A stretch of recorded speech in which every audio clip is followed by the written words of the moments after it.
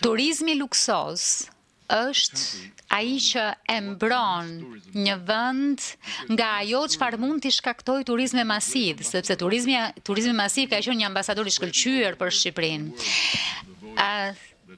Sepse përhapi në botë zërin që ne nuk ishim ai vend i zymt ku mund të shkoje, të dhunoheshe, të vidheshe, të vriteshe, ku ka mafje, droge, korrupsion.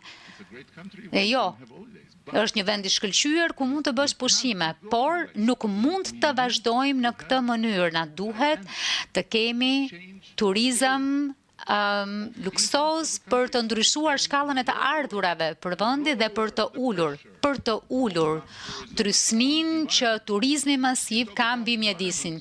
Flisni për mjedisin, është gjë e mirë. Le të flasim për mjedisin. Flamingot. E dini se kur nisën të ktheheshin flamingot në Shqipëri? Sepse nuk ishin.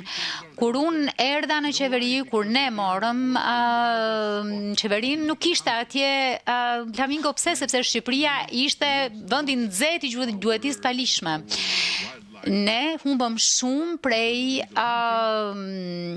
jetës tonë të egër për shkak të gjuetisë palishme.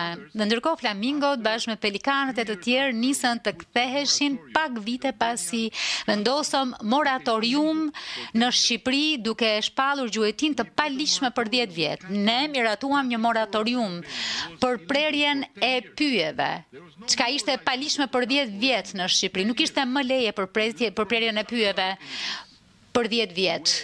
Dhe shihni nga pamjet satelitore se ku ishte vendi dhe ku është sot.